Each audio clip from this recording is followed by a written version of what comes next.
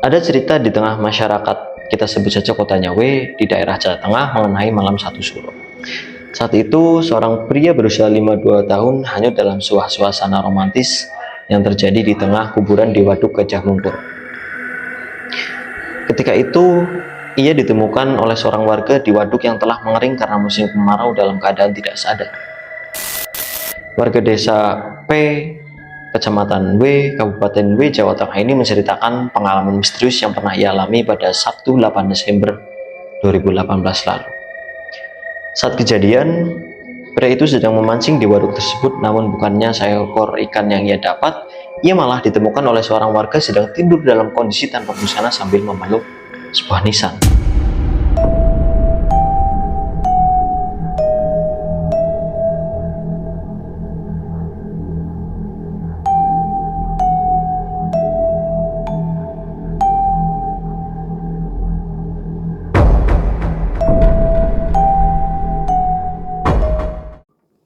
Assalamualaikum warahmatullahi wabarakatuh.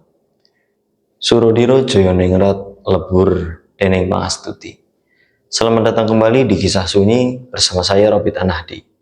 Pada kesempatan kali ini, Kisah Sunyi akan kembali di segmen Untold Story. Untuk tema Untold Story kali ini, Kisah Sunyi akan menyajikan salah satu hari yang baru saja kita lewati beberapa hari yang lalu, yakni tentang malam satu suro. Penasaran ada apa saja tentang malam satu suro itu? Pasangan sekalian, tutup pintu rapat-rapat. Here come the story.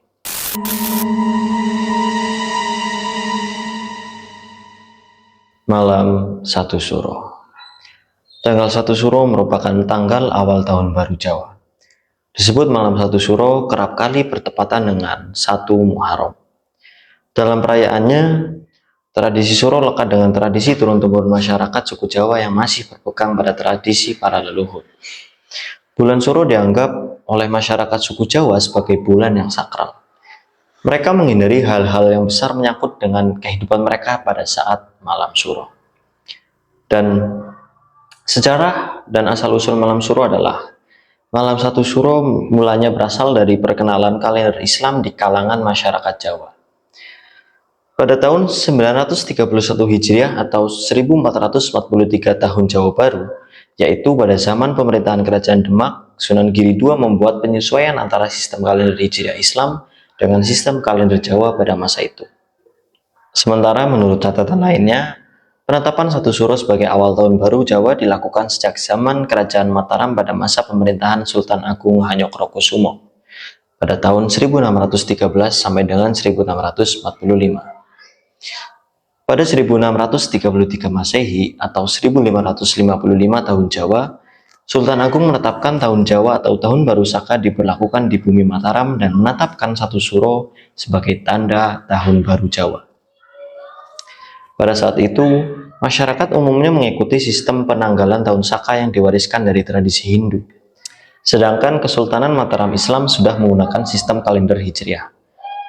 Sultan Agung yang ingin memperluas ajaran Islam di tanah Jawa berinisiatif memadukan kalender Saka dengan kalender Hijriah menjadi kalender Jawa. Hal tersebut bermaksud bahwa Sultan Agung menginginkan persatuan rakyatnya.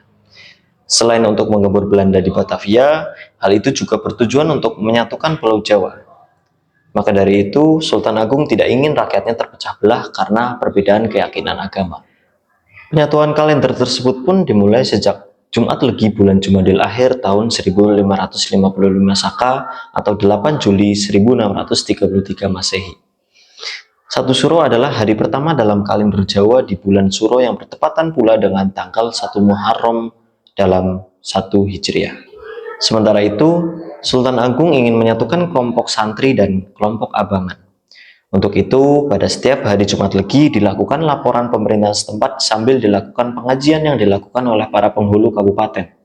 Sekaligus dilakukan ziarah kubur dan haul ke makam Ngampel dan Giri. Dengan demikian, tanggal 1 Muharram atau 1 Suro Jawa yang dimulai pada Jumat Legi juga turut dikeramatkan. Bahkan dianggap sial kalau ada orang yang memanfaatkan hari tersebut di luar kepentingan mengaji, ziarah, dan haul.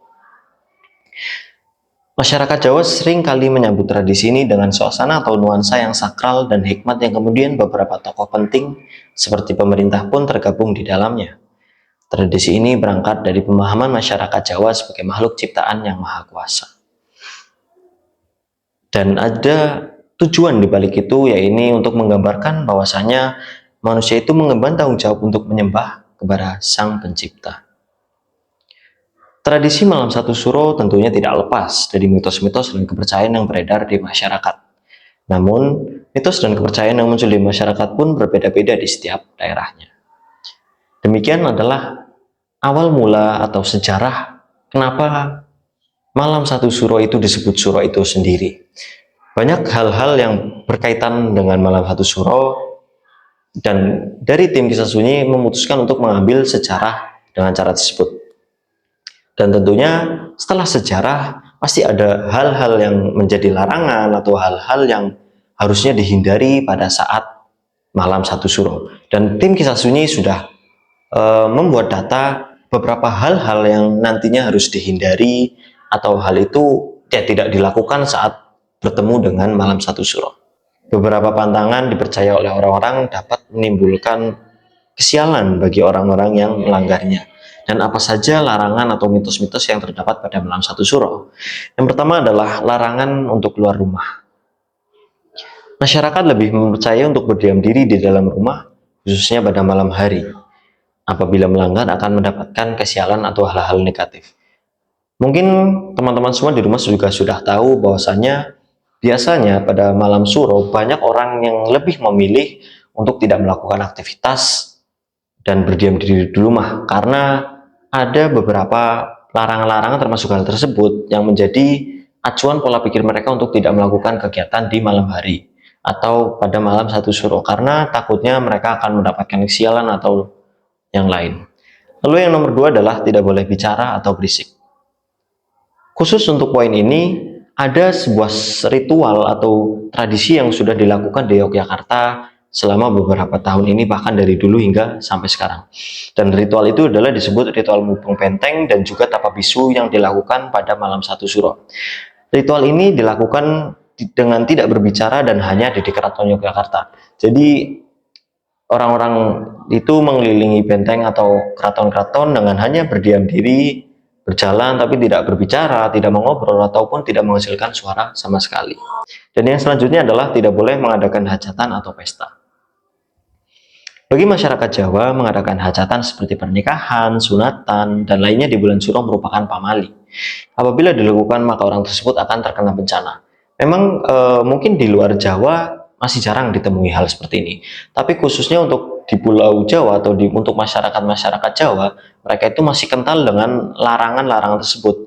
Jadi saat terjadi malam satu suro, mereka itu memilih untuk tidak melangsungkan pernikahan atau hitanan karena mereka percaya nantinya mereka akan dapat sial saat mereka melakukan hal-hal tersebut pada saat malam satu suro. Dan yang selanjutnya adalah tidak boleh berkata kasar ataupun buruk. Masyarakat dilarang berkata kasar atau berbicara hal-hal buruk ketika malam satu suro. Jika tidak menjaga lisan dari perkataan buruk, maka hal-hal yang dibicarakan itu akan menjadi kenyataan. Siapa yang tahu? Ya tidak ada yang tahu. Yang selanjutnya adalah dicari makhluk gaib jika bertindak lalai. Sebagian orang Jawa mempercayai keberadaan makhluk gaib yang muncul pada bulan suro. Makhluk ini diyakini akan keluar mencari manusia yang bertindak lalai. Ya, memang pada malam satu suro ini dikenal juga bahwasanya banyak makhluk gaib, makhluk astral yang bermunculan di sekitar kita yang dari sebelumnya memang sudah ada, tapi pada saat malam satu suro ini kemunculan mereka itu menjadi bertambah lagi. Lalu yang terakhir adalah dilarang pindahan atau membangun rumah. Pada malam satu suro, masyarakat dilarang untuk pindah ataupun membangun rumah. Sebab masyarakat Jawa percaya aktivitas tersebut akan mendatangkan kesialan. Memang segala sesuatu yang telah kita riset itu berkaitannya khususnya untuk masyarakat Jawa. Karena mungkin adat yang masih kental itu di Jawa. Di luar-luar itu mungkin ya belum tidak sekental itu. Dan hal ini memang sudah berlaku dari dulu di masyarakat Jawa.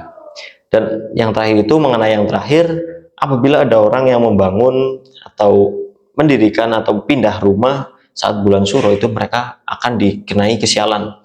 Apabila contoh saat mereka membangun rumah, mungkin dalam proses pembangunnya itu terjadi banyak kegagalan, misal pembangunannya itu lama dan lain sebagainya. Dan apabila saat pembangunannya lancar, itu mungkin saat rumah itu sudah berdiri, itu banyak gangguan nanti yang dialami oleh pemilik rumah tersebut. Dan terus untuk yang pindahan sama halnya dengan yang rumah sudah jadi, konon katanya orang-orang yang sudah pindah rumah saat malam satu suro itu biasanya akan mendapatkan gangguan-gangguan atau ketidakbagusan nasib di rumah tersebut. Ya, berikut mungkin adalah hal-hal yang dihindari atau larangan-larangan serta mitos-mitos yang telah tim Kisah Sunyi rangkum dan kita berikan kepada teman-teman semua. Lalu yang selanjutnya adalah cerita horor tentang Malam Satu Suro. Dari namanya saja yang sudah terkenal dengan kekeramatannya, banyak hal-hal yang negatif terjadi saat Malam Satu Suro, itu pasti ada bumbu-bumbu dari makhluk astral atau dari cerita-cerita horor. Konon katanya adalah Malam Satu Suro ini juga adalah waktunya saat hantu-hantu itu lakukan pesta. Jadi, ya itu mungkin adalah hari kemenangan bagi mereka. Jadi banyak sekali makhluk-makhluk gaib yang keluar pada Malam Satu Suro. Dan menurut cerita orang-orang, portal antara makhluk gaib dan manusia itu dibuka pada saat maghrib. Karena pergantian hari Jawa dengan hari biasa itu berbeda. Kalau hari biasa itu mungkin jam 12, tapi kalau untuk hari Jawa dan hari Hijriah itu dimulai saat maghrib. Jadi konon cerita, saat hari memasuki maghrib, waktu memasuki maghrib, itu portal gerbang dunia pemisah itu akhirnya terbuka. Dan disitulah banyak makhluk astral yang keluar. Sehingga banyak orang yang mengalami kejadian-kejadian kurang menyenangkan saat sudah bertemu malam atau sudah bertemu maghrib. Dan dari banyaknya cerita horor yang terjadi pada saat Malam Satu Suro, tim Kisah Sunyi telah mengambil salah satu cerita yang mungkin memang sudah terkenal bahkan dari lama. Jadi cerita ini adalah soal Waduk Gajah Mungkur. Ada cerita di tengah masyarakat, kita sebut saja Kota Nyawe, di daerah Jawa Tengah mengenai Malam Satu Suro. Saat itu, seorang pria berusia 52 tahun hanyut dalam sebuah suasana romantis yang terjadi di tengah kuburan di Waduk Gajah Mungkur. Ketika itu, ia ditemukan oleh seorang warga di waduk yang telah mengering karena musim kemarau dalam keadaan tidak sadar. Warga desa P, Kecamatan W, Kabupaten W, Jawa Tengah ini menceritakan pengalaman misterius yang pernah ia alami pada Sabtu 8 Desember 2018 lalu. Saat kejadian, pria itu sedang memancing di waduk tersebut, namun bukannya seekor ikan yang ia dapat, ia malah ditemukan oleh seorang warga sedang tidur dalam kondisi tanpa busana sambil memeluk sebuah nisan. Namun yang lebih mengejutkan, saat ia dibangunkan, ia sempat merasa hilang ingatan. Setelah itu dokter menyatakan jika dirinya mengalami dehidrasi. Seorang sesepuh desa mengatakan jika pria itu nyaris dibawa oleh roh penunggu kuburan di tengah waduk tersebut. Waduk Gajah Mungkur ini dibangun mulai tahun 1976 dan mulai beroperasi pada tahun 1982. Waduk tersebut terbentuk dengan membendung aliran sungai Bengawan Solo dan dirancang sebagai salah satu flood control atau pengendali banjir. Saat waduk ini dibangun, terdapat 50 desa di 6 kecamatan yang harus ditenggelamkan. Seluruh warga tinggal di desa tersebut sebanyak 67.515 jiwa diwajibkan untuk mengikuti program transmigrasi ke luar Jawa. Antara lain menuju Sumatera Barat, Jambi, Bengkulu, dan Sumatera Selatan. Terdapat sebuah mitos yang menyatakan jika sebuah makam yang tampak saat musim kemarau itu terlihat runtuh, makam itulah yang dipeluk pria itu selama 1 hari 1 malam. Pria itu mengungkapkan jika ia bertemu dengan seorang perempuan muda. Setelah itu ia diajak berkeliling desa dan menginap di rumah perempuan itu. Setelah kembali sadar, anaknya memaksa dirinya untuk segera memakai pakaian dan dipaksa untuk pulang. Ketika itulah ia menyadari jika ia sudah menjadi seorang kakek yang memiliki banyak cucu. Padahal ketika ia tak sadar, ia merasa menjadi pria lajang yang berusia 17 tahun. Menurut sesepuh desa P, nyawa pria itu nyaris tidak terselamatkan. Ketika itu ia sedang diincar oleh salah satu arwah gadis yang bergantayangan bernama Nita. Ternyata wanita itu melakukan gantung diri sebelum keluarganya melakukan transmigrasi karena ia menolak untuk berpisah dengan kekasihnya. Jenazahnya pun ikut ditenggelamkan saat waduk tersebut dibangun. Itu cerita yang datang dari waduk.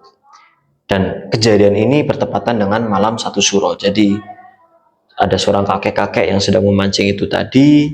Jadi dia itu sendirian memancing, dan entah mungkin karena dia sendirian tidak ada yang menemani, akhirnya pikiran kosong, dan akhirnya ia digentayangi oleh sosok yang bernama Nita itu. Memang banyak cerita horor mengenai waduk tersebut, karena konon saat sebelum waduk itu dibangun, dulunya di situ adalah sebuah pemakaman, dan pemakaman tersebut adalah pemakaman warga-warga yang katanya menolak tanahnya untuk dibangun menjadi sebuah waduk, dan akhirnya tenggelamkan bersama dengan pembangunan waduk tersebut. Dan saat waduk itu musim kemarau, maka makam-makam itu akan muncul. Banyak cerita horor juga terkait dengan makam-makam yang ada di tengah-tengah waduk tersebut. Ada yang bilang juga salah satu makam tersebut adalah makam sesepuh pendahulu desa itu. Dan banyak penuturan orang-orang yang melihat bahwasanya saat musim kemarau, malam-malam itu mereka itu sering menjumpai ada beberapa sosok pocong yang menghantui orang-orang yang sedang berlalu lalang di situ atau melakukan aktivitas di situ, atau orang yang mancing seperti bapak itu tadi.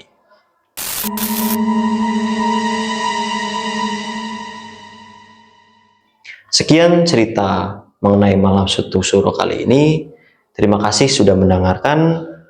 Saya minta maaf apabila dalam penyampaian cerita itu kurang dapat didengar atau diterima dengan baik oleh teman-teman semua. Dan saya minta dukungannya teman-teman semua untuk terus support channel ini dengan cara like, share, subscribe, dan komen video-video kita. See you on the next video. Wassalamualaikum warahmatullahi wabarakatuh.